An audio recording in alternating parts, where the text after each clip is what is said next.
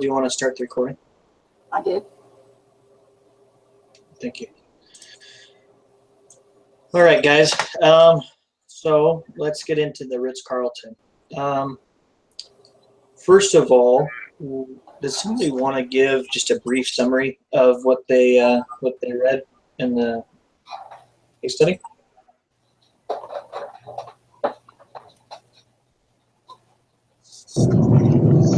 I can. Go ahead, Herb. Why don't you share a summary for us?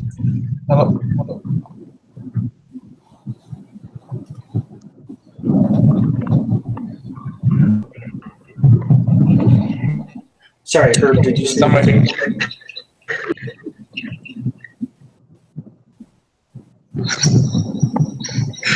Okay, Richard, why don't you? I'll give that explanation. So basically, Carlton was a huge hotel chain that started out in, I believe, 18.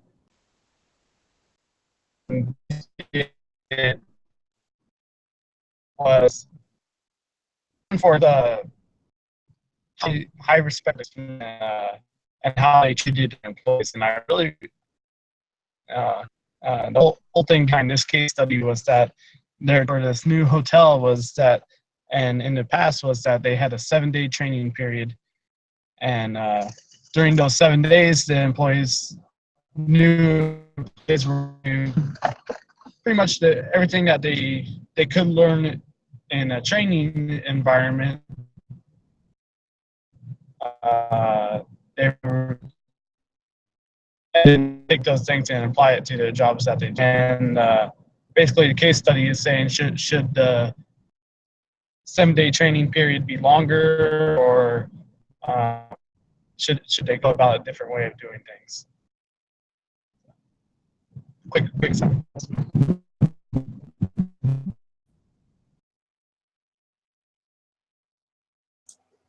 Thank you. Is there anything anyone else wants to add?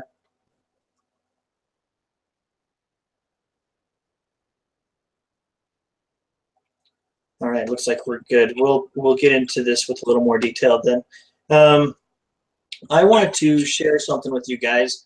As one of our questions, we're supposed to discuss competitive advantage, and I found a video that talks about it, and so I just wanted to share that. Let's see if I can share this screen here.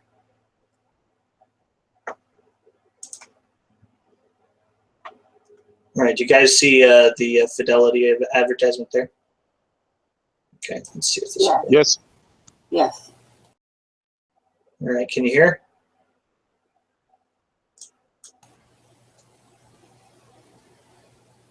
I don't hear sound. See it. Sorry, what? I can't hear it, but I can see it. Let's see. Maybe if I unplug here. Essentially, a competitive advantage is what enables a firm to run profits through greater sales or margins. Can you hear it? And therefore Yes, create strong returns for shareholders. There are two main types.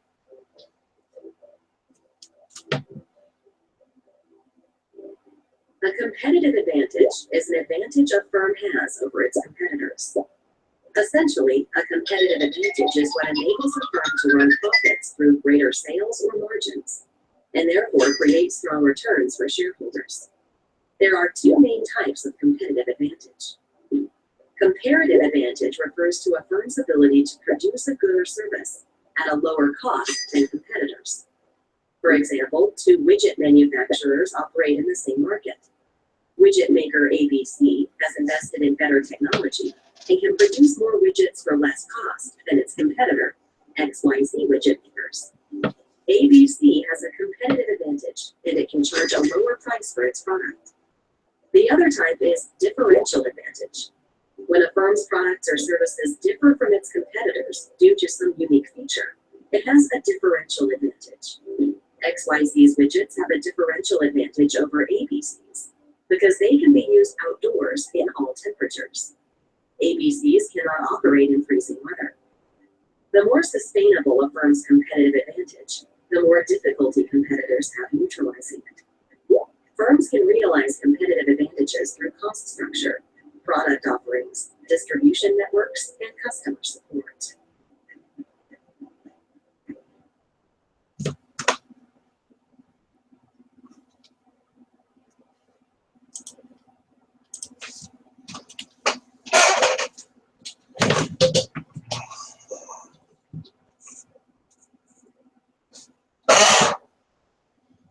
All right, can you hear me again? Yes. All right. Sure. And were you guys able to hear the video there then? Yes. All right, good. Okay, so as far as competitive advantage goes, what competitive advantage does the Ritz-Carlton have?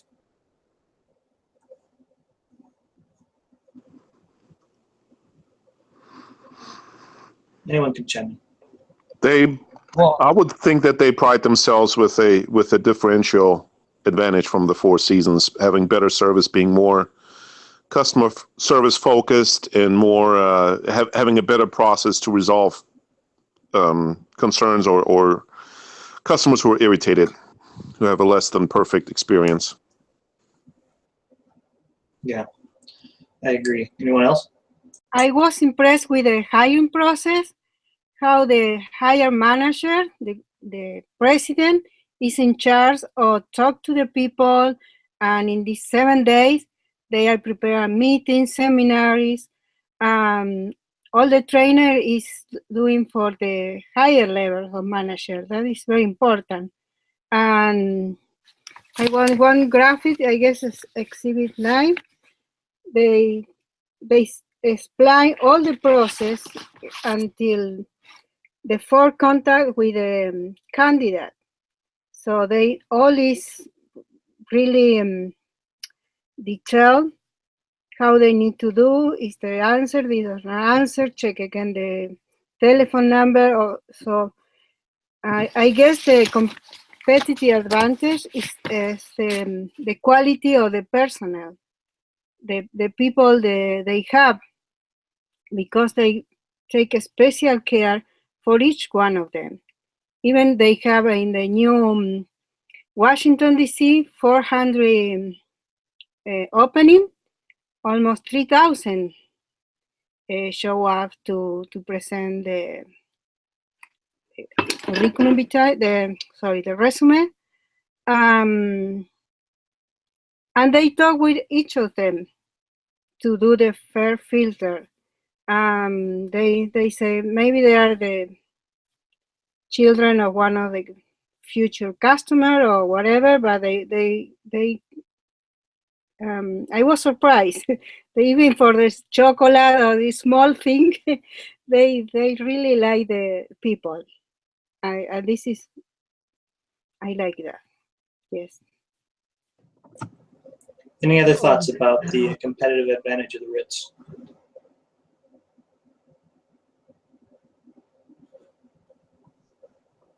I just have to.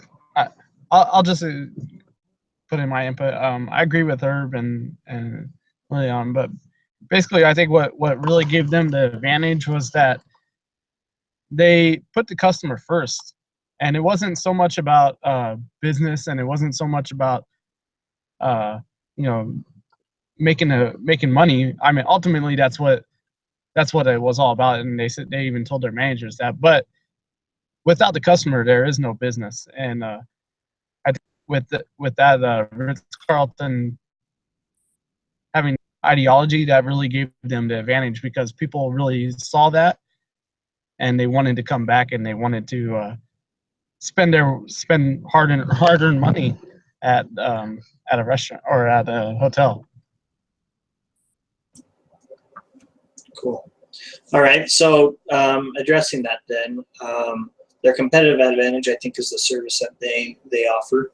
And so the next question, I guess, is what is the essence of the Ritz-Carlton experience, and what is the Ritz selling? What are your thoughts on that, Jill? What do you think the Ritz-Carlton is selling, and what is the essence of that? One of the things that I was very impressed with the Ritz-Carlton was the employees were excited about working there, and I think that transcends over to the to the customers. The customers see that, and if you've ever gone into a business where an employee had a bad attitude, it makes you immediately not like the business or have a bad attitude about the company. And I think because the Ritz-Carlton treated their employees so well, they had respect for them and treated them all the same. I liked what the owner says. We are ladies and gentlemen who serve ladies and gentlemen.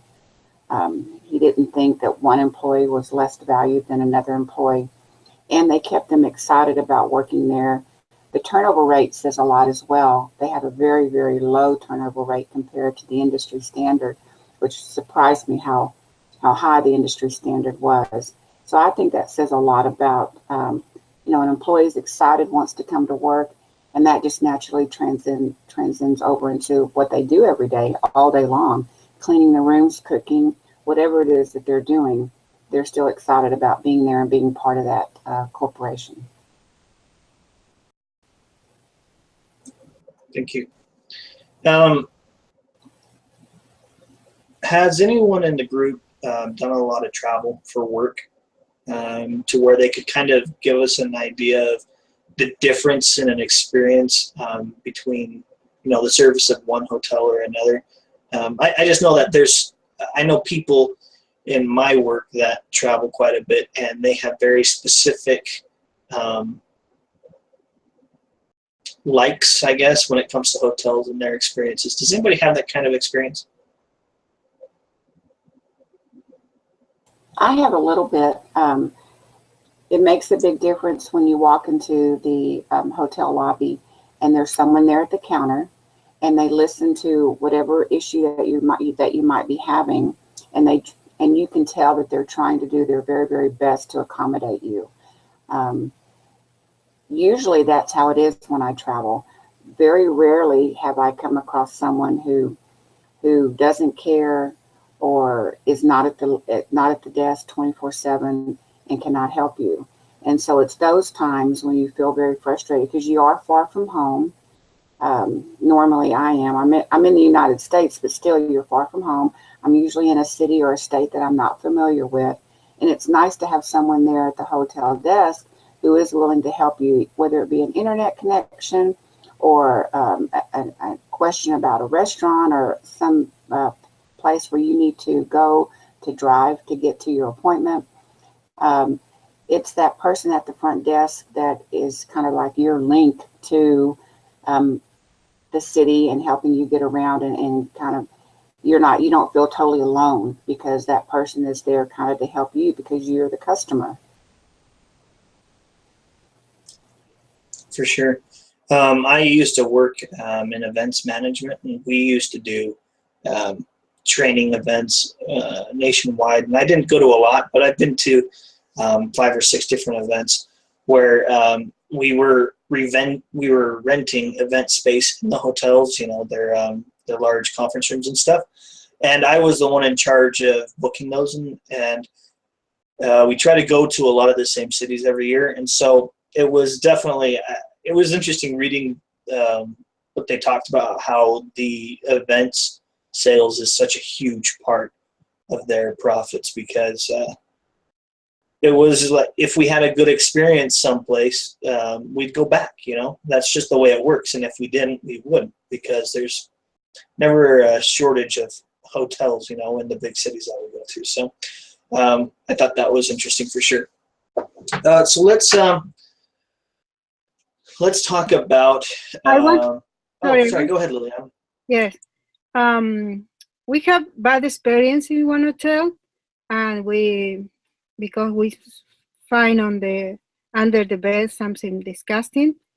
So we talk with the manager, and they take care of all the situation and also give us rewards, extra days in the hotel. So they all they make mistake. Of course, all the people make mistake. And it was very nice when they try to fix and to to give a solution to the customer. It was my experience. Yeah, for sure. Goes a long way. Yeah. So let's go ahead and move on to kind of the big question. What should McBride do? Should he lengthen the amount of time spent training? So I want everyone to kind of give their thoughts, and then there's some follow-up questions to should we keep it as is or should it be lengthened? That's the two scenarios here. Do we keep it as is or do we lengthen it? And try to give as much detail as you can in just a couple of minutes about what your logic is, why you think we should do one or the other.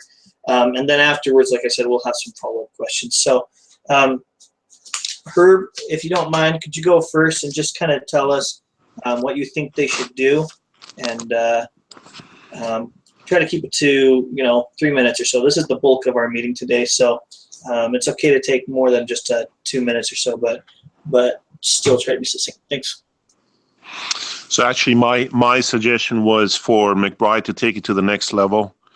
Obviously, Millennium Partners and especially Collins are going to be a major new partner for the Ritz-Carlton Hotel Group. It's going to be a great, lucrative opportunity for them to increase their profits and increase their footprint and go compete directly with the Four Seasons Group and go head to head with them toe to toe and gain some extra market share. So my suggestion was for McBride to work. I can't remember the gentleman's name now that was in charge. He was under Schultz. He was in charge of process improvement, I believe, something along those lines. I'm sorry, I'm not in front of my computer tonight. So my suggestion was for McBride to reach out to that gentleman, reevaluate their process, invite Collins to a sit-down meeting, have a brainstorming session, find out exactly what Collins's concerns are, what his thoughts are, what his expectations are, and how they can best meet those expectations, and then come up with a systematic plan that goes above and beyond what they currently implement with their 7-day to opening plan. The one concern I had is about the additional cost, and I suggested it would only be fair to ask Millennium Partners to take over some of the cost. Obviously, it's going to allow the Ritz-Carlton Group to also reach higher profits quicker if they go with a higher occupancy rate to begin with. But it's going to be at a higher expense, and I think I suggested that some of the expense should be carried by Millennium Partners. And then going forward, I suggested that plan with Millennium Partners could then become a template for other high-profile real estate companies.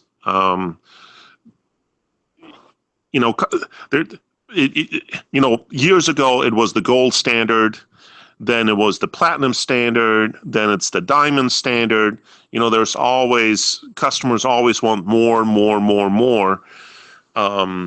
So I just thought it would be a great opportunity for the Ritz-Carlton Group to increase the level of performance, bring something extra to the table, and stay more competitive, especially in regards to the Four Seasons. Perfect, thanks. Jill, what are your thoughts? What do you think they should do? I actually like the idea of going longer than the 7 days, and the reason I think 7 days should go longer is they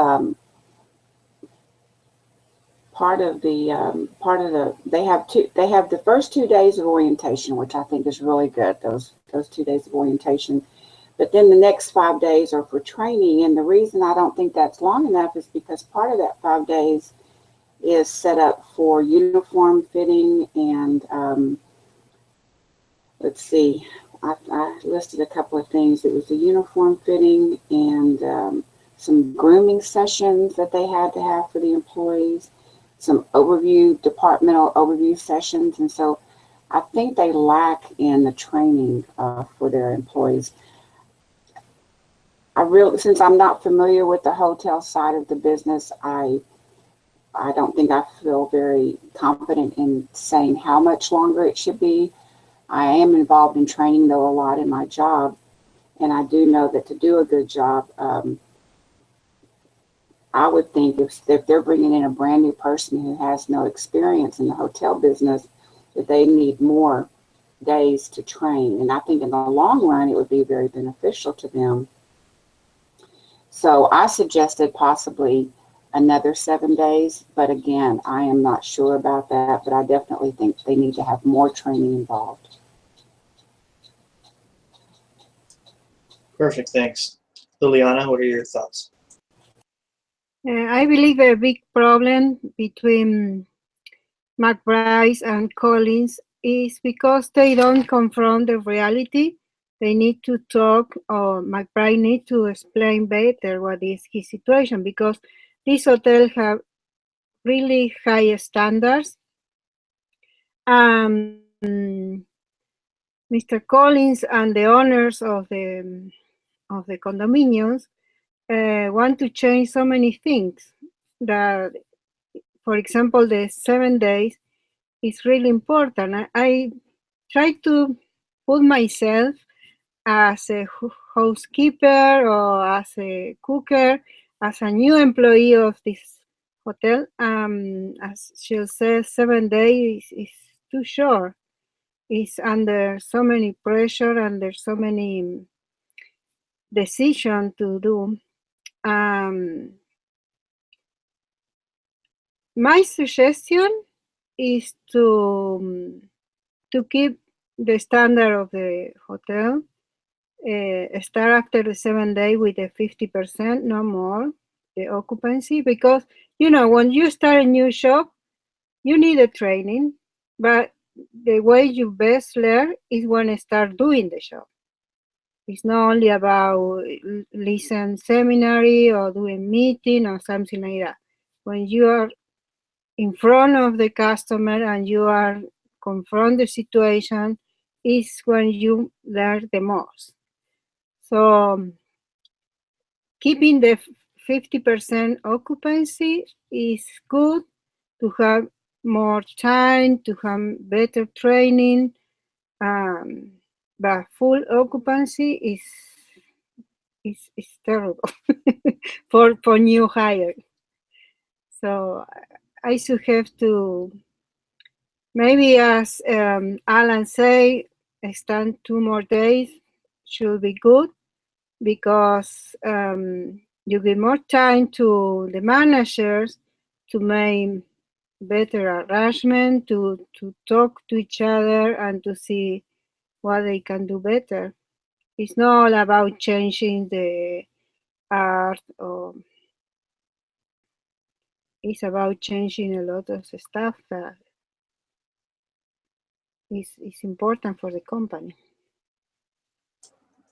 So just to clarify, Liliana, you think that they should extend the training some?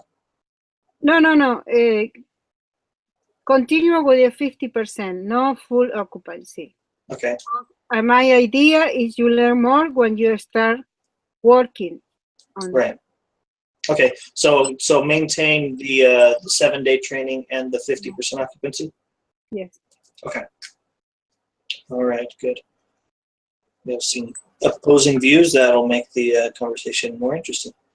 My thoughts in my paper, I think maybe it's a cop-out, I don't know. I didn't really choose a side. I kind of suggested that they look into it further. I said that they should find a staff that had been recently trained using the 7 day system, because by my understanding, this was how they trained at every opening. So there's got to be a recent opening, you know, somewhere where they've opened in the last year or so. And I would go and I would create surveys, and I would collect as much information as possible from a new staff about their training and what they thought, you know, they should do. or what they could make better, or what was unnecessary, what the staff felt was unnecessary, what they can get rid of, and they can revamp this whole thing. I also thought that they should do the same thing, but with their trainers, their upper level staff that come to train in these sessions. I think that they should ask them, what their opinions are. Just because something was great at one time doesn't mean it's still, the best option. And so I think that they should collect that information, get as much information and feedback as possible, and then make changes if necessary. If all the feedback comes back positive and saying, hey, we think it's great, I can't think of anything that we should change, there's no patterns, there's no consistent responses that would suggest something needs to change in a dramatic way, then I would be able to take that to, the Millennium partners and say, hey, we looked into this, and this is the feedback that we got back, and we think that we're in a good place right now, and we don't need to make a change. So I think in my paper, I kind of, said, well, I don't have enough information. But I do think that constant change is good if it's managed correctly. And so I would say that they should make the change if they can find evidence that it's necessary and that it'll make a difference. So I just gotta. May I say something else? Yes, go for it. We need to remember that those people, those 400 new employees, they pass a lot of filters. They have previous experience. They are not know the business. They have experience so they know what they need to do. So I guess 7 days with this intense training plus the 50% of occupancy, they learn more in this. They can be good. For sure. Okay, so starting with Herb, so just a follow-up question. If I understand correctly, you think that they should expand or make the training bigger or better, make a change so that they're more efficient. How much more time do you think it would take to get staff ready to handle 80% occupancy? So I actually didn't make any conclusions on that. I just suggested that McBride and Collins and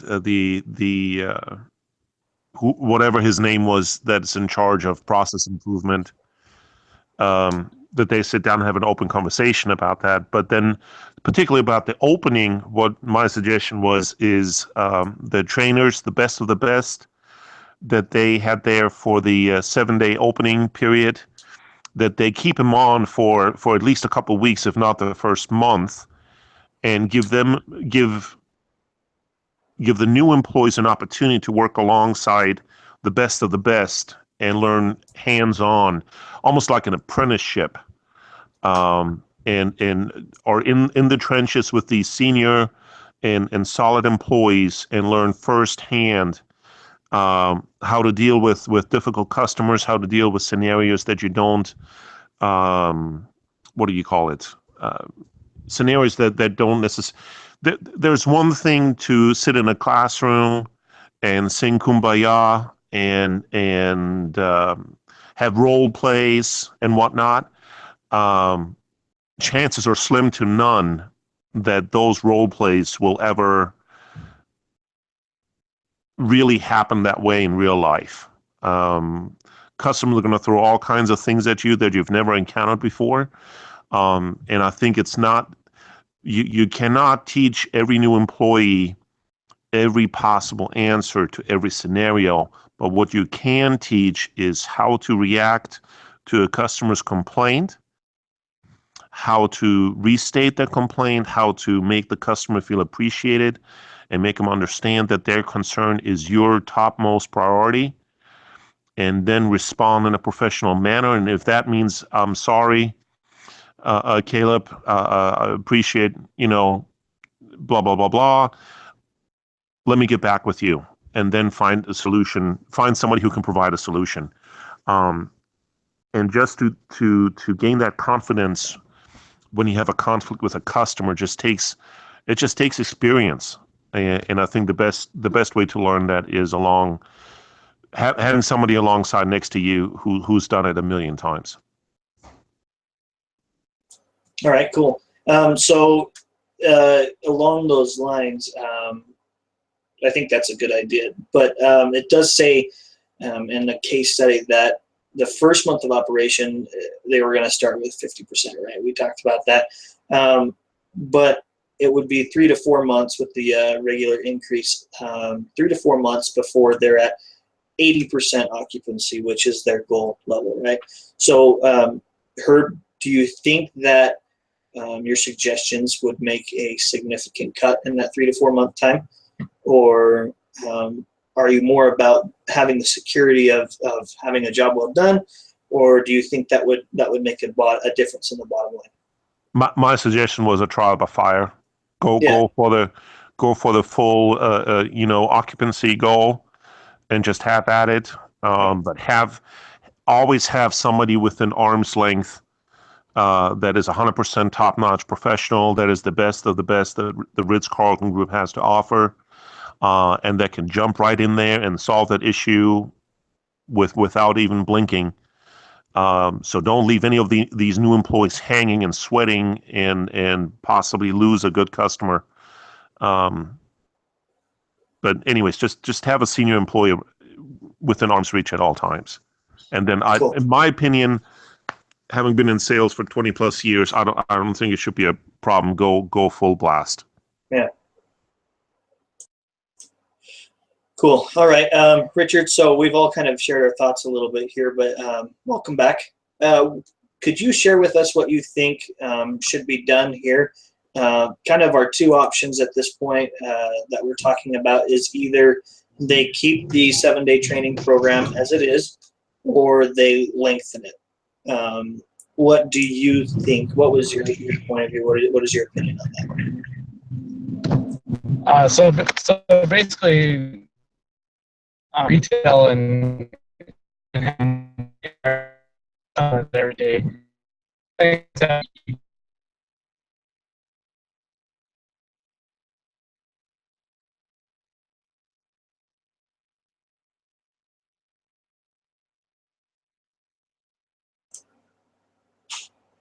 Okay, I think we lost Richard again. Jill, your thoughts on this? I wanted to see here. Questions again. I was going to make a comment. Please do. So the reason that I think it should be a longer than 7 days and not jump in. I had experience with being a customer to a brand new restaurant here in my town. And I don't know if you've ever heard of soft openings for restaurants, but they definitely did not do a soft opening. They opened it up and the place was packed, and it was the worst experience I ever had in a restaurant. So much that I didn't go back, and they probably lost a lot of business because there's a lot of people who didn't go back. It took about 6 to 8 months for them to gain favor again in the city, for people to even go back and try it again. And so I think if the hotel is not ready and they don't have, I don't know, they don't probably do soft openings, but something along the line Liliana said is, have that 50%. I think they should even have lower than that, just for a day or two, and have some things happen on purpose, have some things planned, and see how the employee reacts to those problems. And I'm not saying for a long time, just maybe 1 or 2 days, have the worst customers come in, have all these absurd really kind of issues that you think would never happen, and just watch and see how they handle it, and then go from there. But I definitely still think it needs to be longer than 7 days. But and if it does happen to go to 14 days, then I would think like day 10 or 11, they should try that, having the 2 days of where people come in and really make up these horrible situations and watch how the employees react. And then they have a couple of days to kind of go in there and fix that. And then I think they would be more ready on the 14th or 15th day to welcome in the new welcoming customers, maybe at even a higher than 50%. All right, great, thank you. Along with that, let me just do a follow-up question real quick, Richard, with Jill, and then we can give you another chance here. Sorry. Thanks. Yeah, Jill, just because you mentioned that you have experience in training, I was especially curious with this question with you. Do you think, well, okay, so having experienced this training, how they talk about in the case how they feel like the most important thing is to talk about company values right up front, because that's when you have the most attention. I think in my training experience, if that's correct, you got to get the most important things down out first. So how long do you think you can maintain the momentum of the training? They talk about a high energy training session, and I think 7 days for me personally would already feel really long. So how long do you think they could really maintain, the momentum that they have in these trainings, and be effective so that they continue learning and becoming better? Well, to maintain the momentum, you definitely have to keep creating some different goals for the employee to reach, to be excited about, because they had mentioned in here that the supervisors talk to them about their, get to know them, get to know their families, get to know their goals. And that's good at the beginning, but after a while, you don't even want to talk about that anymore, because that kind of gets boring. So you have to have on the back burner some new things for them to always achieve and strive for. Once the employee is in, when I say in, meaning they buy the whole concept of what you're doing, and they get excited and they're really involved in the growing of the business, then it's much easier. There's not so much pressure on you, the supervisor, to try to maintain that momentum, because they've bought into it. They understand what you're trying to do. But again, you still have to always give them another goal to achieve and to be excited about, and to keep them part of what you're trying to achieve in your company, growing it and showing how they can be a part of it and what the next step is for them, kind of like a career path. Help them be excited about being there. Does that make sense? Yeah, cool. Great insight. Thanks. All right, Richard, coming back to you. We didn't catch very much on your last one. If you want to go ahead again and just kind of share your thoughts on what should be done at this point. Okay. So basically, as I was saying, having experience in retail and dealing with customer relations every day, there's nothing like having a hands-on training. You can always have someone how to deal with this situation, but when you get to that point, all that kind of goes out the window, and it's especially with the upset customer, you really have to learn how to control yourself in a certain manner, and that's the hard part. And I look back on when I first had to deal with the upset customer, and I look back and I think, wow, I could have done that better, and I could have done that better. Certainly, was a little bit easier and then a little bit easier. But with the Ritz-Carlton, they have, a 7-day training. Where I work, you get tossed in.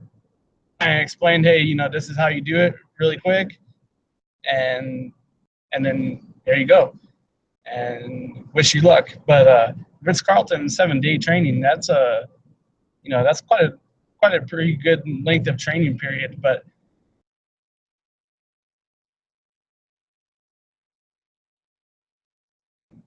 how is that done? You don't change very much, and only had emotional parts in our lives, and it was talking about how getting a new job, that's an emotional part of your life. And during the first day, within the first hours, they talked about how important the customer is and how important the company and towards customer service and keeping the guest happy. And that was the first things that they taught, and that amazed me, because not too many companies will do that. I think the rest of it, with 7 days is it's kind of a long time. It's a whole week of training. In that situation, you kind of, like, as you were saying, Kayla, like, when do you start losing focus and and you start losing what you've learned? And I think that was one of the biggest things, was that they should keep the 7-day training, because after the 7 days, they need to get out there and they need to apply those things, because it's fresh on their minds. It's fresh in their memory. They've just learned something and they want to apply it to the real life situation. Whether or not that they should have like a close supervision on the employees to make sure that they're doing the job right, it really didn't say what the process for that is. But I really do think that they need to, maybe during the first day, or ask the employee, hey, are you comfortable doing this? And if they're not comfortable, maybe shadow them for a little bit. And I think Herb was talking about that, just having a close eye on, what goes on. But like they said, if something happens, they don't want to punish the employee, because you learn from error. And, I think that's one of the biggest things is, you have to learn yourself, even if every customer happy, it doesn't matter. You can give them free stuff. You can hand them everything in the store and they still won't be happy. And, same goes with a hotel chain. You can make their experience the best possible experience. And about that in case study where they're just not going to be happy. And, but yeah, definitely they should stick with the 7-day training and, keep it like it is, because it's probably obvious. It's obviously worked so far. So, yeah. Okay, Richard, just because we don't know if and when you might signal out here, follow-up question for you. May I say something? Yeah, go ahead. Share something, Liliana. Remember, this is not the first, Washington, D.C. is not the first hotel of Ritz-Carlton. They have so many years in business. They have a lot of hotels in international, in all the world. So this policy of 7 days is not new for them. They use this policy on other hotels. So it's work. So that's why I think they need to continue the same policy. Thanks, Liliana. And I have a follow-up question for you. I just don't want to lose Richard here. So Richard, follow-up question for you. The question is worded in the instructions here. Do you really want to be learning at the expense of your customers? And I think the thought there is just basically the standard that the Ritz-Carlton has is that they want everyone just to have an incredible experience, right? And they'll get to that point eventually. And I think that everyone wants all the new hires to be amazing at their job from day one. But the fact of the matter is, the less practice and the less training that they have, the more mistakes are going to be made up front. And it's a good point being made. You can't prepare for everything. Herb said that, you were talking about that, and you have to just be put into that situation to have that experience and to be able to handle it. But if you could have more training up front and potentially be more prepared for those situations, do you think that you could lessen the amount of mistakes that will be made in the first day? And the Ritz-Carlton, with the standard that it holds, do you think that would be attracted to them? So I guess, that leads to the question, do you want to be spending more time learning on the job at the expense of the experience of your customers. Yeah, that's a really good point. I mean, you know, you really, it's one of those things you really got to put into the aspect of, you know, customer is always right, you know, and how to deal with that. But I'm still going to say no, because even though that 7-day training, I mean, maybe it's different for everyone else, but for myself, I could be told how to deal with a customer, you know, complaint, or hey, you know what, this customer was unhappy and this is his complaint. How do you deal with it? And you know, it's easy to talk about it and say, hey, you know what, like, yeah, you know, I would say this, hey, I'm sorry, and this and this.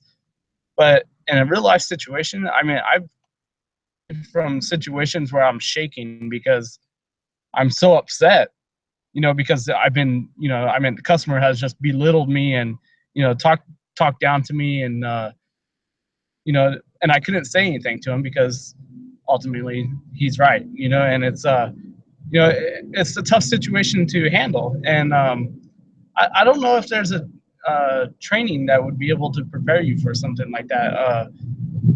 I think Jill was talking about having maybe, you know, real life scenarios where really come in and, you know, present a situation at hand. But even then, you know, you still kind of know that it's set up, you know what I mean? But when your job's on the line and you know that you can't yell back.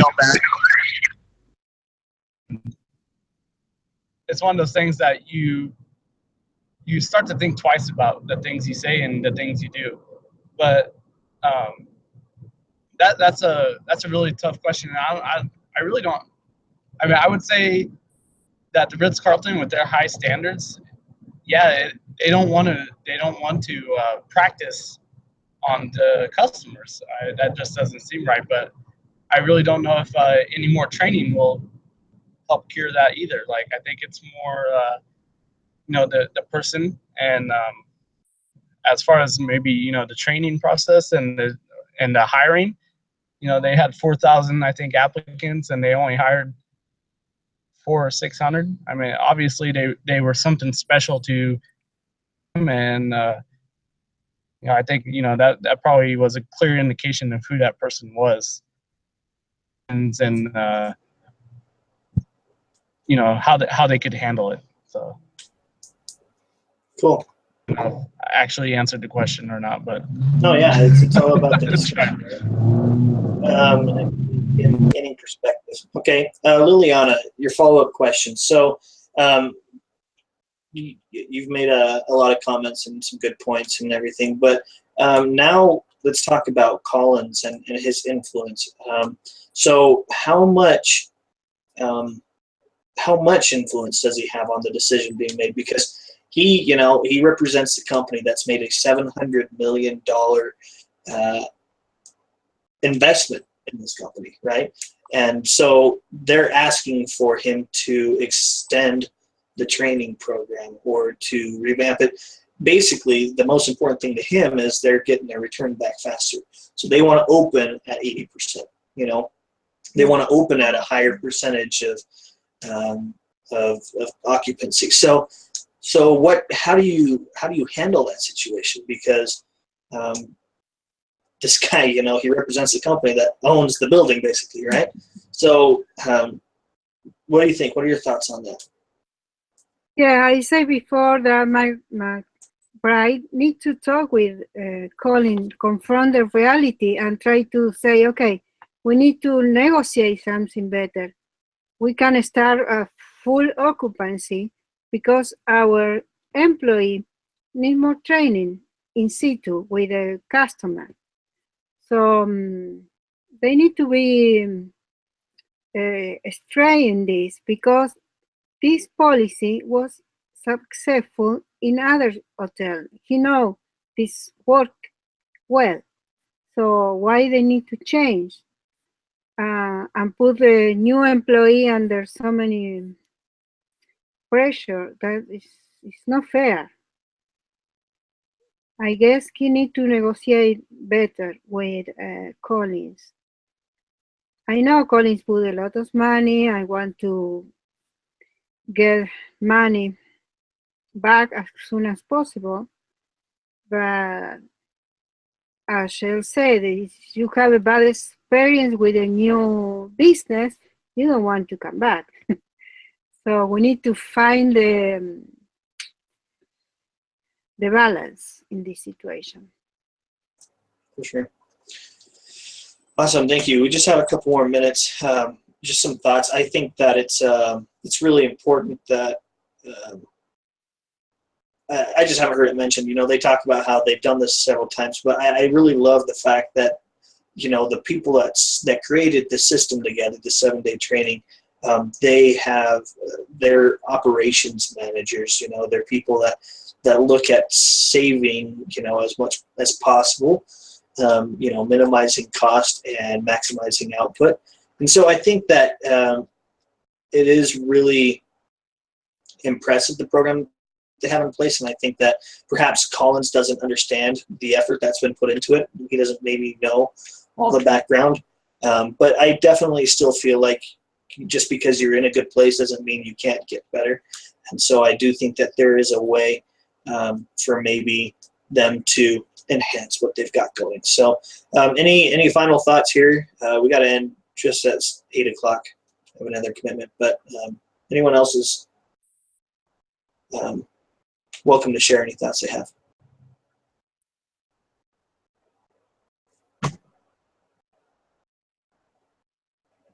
All right, great discussion then, guys. You know, we don't have to come to an agreement, but it's definitely good to gain a lot of perspective from one another. So is this our final group meeting?